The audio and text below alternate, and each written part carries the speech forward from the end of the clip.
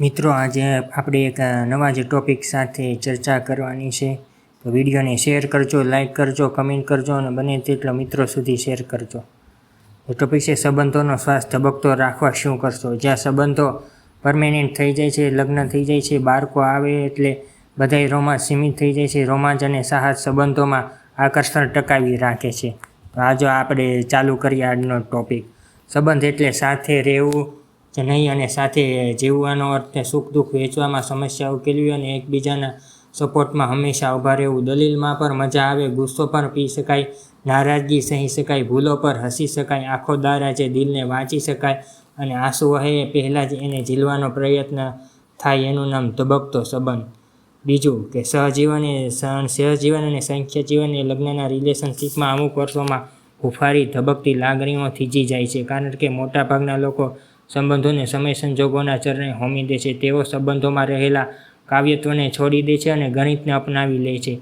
જેટલો પ્રયાસ કરિયર, પૈસા અને પ્રતિષ્ઠા માટે થાય છે, એટલો પ્રયાસ સંબંધોના શ્વાસ ધબકતા રહે એ માટે નથી થતો. પ્રયાસના જળ વિના સંબંધનું બીજ વટવૃક્ષ નથી થતું.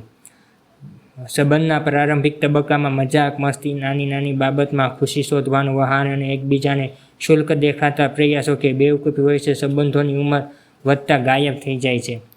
એક ફૂલતી મળતી ખુશી હવે ડાયમંડ રિંગ શોધે છે. કમર પકડીને ચસોચસ બાઇક પર બેસીને મળતી લોંગ ડ્રાઈવની મજા હવે બીજાની કાર જોઈને ઝાંખી લાગે છે. લારી પર પાણીપુરી ખાતા ખાતા શરત મારવાની મજા હવે મોંઘી હોટલમાં જઈને શોધાય છે. સંબંધની શરૂઆતના સ્ટેજમાં બાળકની જેમ કોઈ પણ સંજોગોમાં ખુશ રહેવાની આવડત સરે છે. બાળકની જેમ ગમે ત્યાંથી ખુશી શોધવાની આવડત સંબંધોનો શ્વાસ ટકાવી રાખે છે.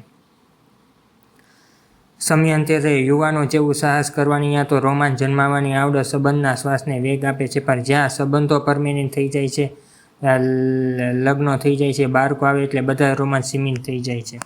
બીજું, રોમાંચ અને સાહસ સંબંધોમાં આકર્ષણ ટકાવી રાખે છે. એકબીજા માટે એવું કરવું કે જે કલ્પના બહારનું હોય, ગિફ્ટ હોઈ શકે, ટૂર હોઈ શકે અને એકબીજા માટે બનાવેલી ભાવતી રસોઈ હોઈ શકે કે પ્રિય મિત્ર કે સ્વજનને બોલાવીને આપેલી સરપ્રાઈઝ પણ હોઈ શકે. તો મિત્રો, સંબંધોનો શ્વાસ ધબકતો ટકાવી રાખવા માટે દંપતીએ બંને એકબીજા સાથે પરસ્પર કોમ્યુનિકેશન જાળવી રાખવું જોઈએ અને સંવાદ કરવો જોઈએ અને કંઈક નવી રીતો અપનાવતા રહેવું જોઈએ, જેથી સંબંધના શ્વાસો ધબકતા રહે. તો મિત્રો, આ વિડીયો કેવો લાગ્યો શેર કરજો, લાઇક કરજો, કોમેન્ટ કરજો અને બીજા મિત્રો સુધી વધુમાં વધુ શેર કરજો. Thank you.